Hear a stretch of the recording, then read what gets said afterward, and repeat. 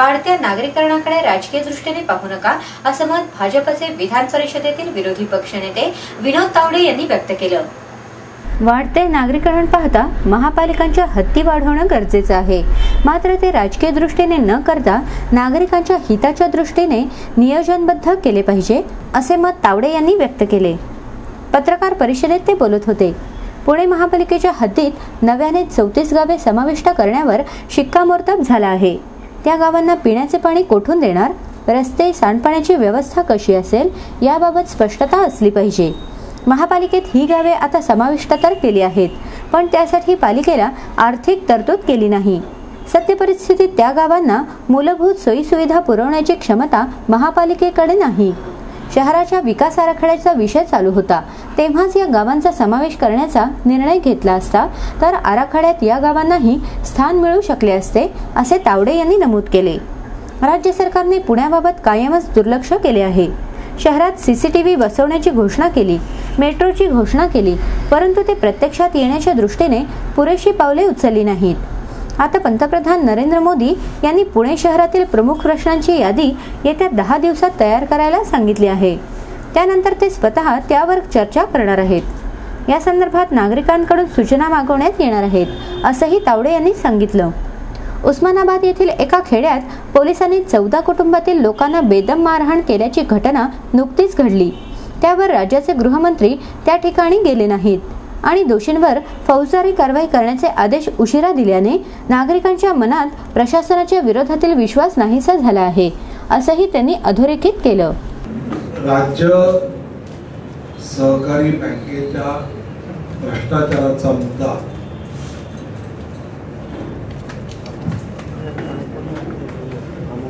हा सातत्याने विरोधी पक्षाने दोन्ही सभागृहामध्ये जेव्हा जेव्हा मांडला तेव्हा तेव्हा अजितदादांनी यात काही तथ्य नाही आहे, विरोधकांचा हा चुकीचा खोटा आरोप आहे असं बोलून आमचं तोंड बंद करण्याचा प्रयत्न केला। पण विरोधकांच्या दबावानंतर ज्यावेळी मुख्यमंत्र्यांनी या विषयाची चौकशी लागू केली, आज जो प्राथमिक अहवाल आलाय, या प्राथमिक अहवालात ज्या कारखाने, सूतगिरणी यांना विनातारण पैसे दिल्यामुळे जे पैसे बुडले आहेत आणि यामध्ये प्राथमिक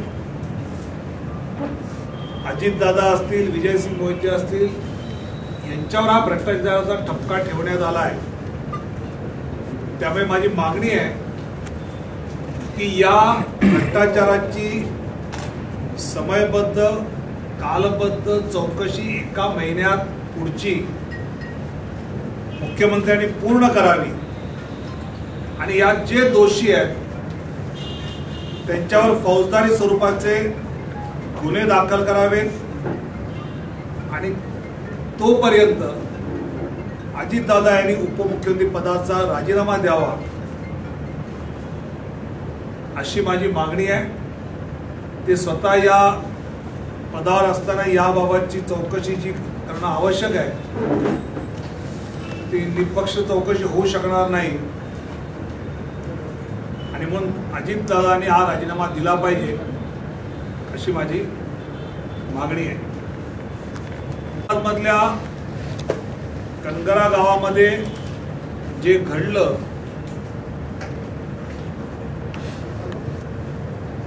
त्यानंतर मी त्या गावाला भेट दिली। ती भेट दिल्यानंतर जे ग्रामस्थांनी प्रत्यक्ष वर्णन केलं ते रजाकाराला लाजवेल यापेक्षा वाईट होतं। मी दार उघडायला रात्री 12:30 वाजता एका 60-62 वर्षाच्या महिलेला 5 मिनिटं वेळ लागला म्हणून दार उघडल्या उघडल्या पुरुष पोलीस शिपाई तिच्या मुस्कानात वाजवतो, वेळेत उघडता येत नाही कारण 18 पोलीस आत घुसतात आणि मंद बुद्धीचा तिचा एक मुलगा, एक धडधाकट मुलगा, या दोघांना 18 लोक बडवतात। अशा एक नाही 14 कुटुंबातल्या घटना आहेत आणि हे होत असताना डीवायएसपी मॅडम ज्या होत्या त्या अरे बघता काय खेचा बाहेर असं चितावत होत्या आणि म्हणून मी त्या ठिकाणी आल्यानंतर केवळ निलंबन नाही, केवळ डिसमिस नाही, तर यांच्यावर फौजदारी स्वरूपाचे खटले दाखल केले पाहिजेत सगळ्या दोषी पोलीस अधिकारी आणि कर्मचाऱ्यांवर अशी मागणी केली होती. आणि आर.आर. आबा स्वतः त्या ठिकाणी का गेले नाहीत, त्यांनी जाऊन जनतेची माफी मागितली पाहिजे अशी मागणी केली होती. आता मला येताना असं कळलं की आबांनी फौजदारी स्वरूपाचे गुन्हे दाखल करणं मान्य केलं आहे. हे जर वेळेत आबा गेले असते आणि जर त्या ठिकाणच्या लोकांचं शांतपणे म्हणणं ऐकून समजून जर कारवाई केली असती तर कायदा सुव्यवस्था आणि मायबाप सरकारवरचा विश्वास जो त्या गावातल्या जनतेचा उडालाय तो उडाला नसता. विरोधी पक्षनेत्याला जावं लागतं, त्याने मागणी केल्यानंतर मग आबांची त्या ठिकाणची भेट होऊन मग जे आम्ही म्हणतो ते करतात. जबाबदार सरकारचा प्रतिनिधी अशी घटना घडल्यानंतर त्वरित स्वतः पोहोचणं. पण दुर्दैवाने या राज्यामध्ये कायदा सुव्यवस्थेची स्थिती अतिशय वाईट आहे. या राज्यातला दलित सुरक्षित नाही, महिला सुरक्षित नाही. पुरोगामी महाराष्ट्राचं या विषयातलं अभिमानाने नाव घेण्यासारखी आज स्थिती राहिली नाही. पुण्यामध्ये केटरिंग व्यवसायाचे दयाराम राठोड यांचं 25 मेला जे अपहरण झालं, 1 कोटीची खंडणी मागितली आणि ती दिली नाही म्हणून त्यांची हत्या झाली. पोस्टमार्टम मध्ये ती हत्या 3 दिवसांनी झाल्याचं लक्षात आलं. त्यांच्या पुतण्याने प्रतापने विपेवाडी पोलीस स्टेशन मध्ये कोणत्या नंबरवरनं फोन आले सगळं दिलं होतं.